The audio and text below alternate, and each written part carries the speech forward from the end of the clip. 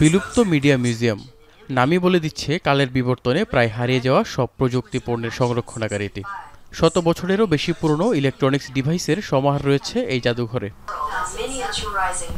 সে সময়ের সবচেয়ে আধুনিক সরঞ্জামগুলো কেমন ছিল আর বর্তমানের সঙ্গে এর পার্থক্যই বা কী, এর সব উত্তর মেলে জাদুঘরটিতে।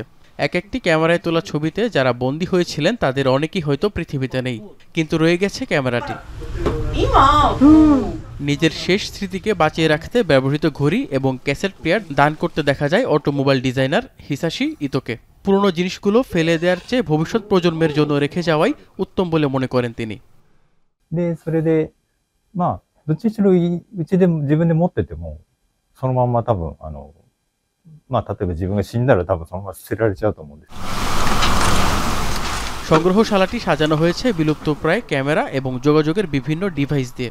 জাপানের সেন্ট্রাল টোকিওতে অবস্থিত মিউজিয়ামটির সবচেয়ে পুরনো সরঞ্জাম লিলি ফিল্ম ক্যামেরা, যা 1916 সালে তৈরি করা হয়েছিল।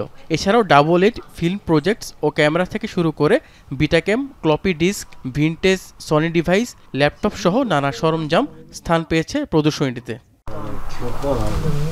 59 বছর বয়সী মিকা মাতসুদার এখানে এসে তার অতীতে ফিরে গেছেন। জানান বেশিরভাগ সরঞ্জামগুলো একসময় তার দৈনন্দিন জীবনের অংশ ছিল।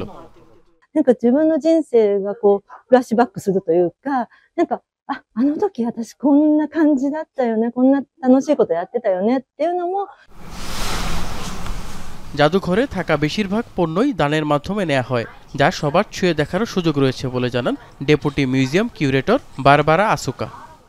担ぐんだとか、まあ、結構、機材って匂いとかもあるじゃないですか。こういう匂いするんだとか。ফটোগ্রাফি ও ভিডিওগ্রাফিতে বহুল ব্যবহৃত ইলেকট্রনিক্স ডিভাইসগুলো দেখতে প্রতিদিন নানা প্রান্ত থেকে ছুটে আসেন দর্শনার্থীরা। জাদুঘরটি পরিদর্শনে সাধারণ টিকিট মূল্য 2000 ইয়েন ধরা থাকলেও দাতা এবং শিক্ষার্থীদের জন্য ধরা হয়েছে 1000 ইয়েন। অভিজিৎ শান্ত, এখন বিশ্ব।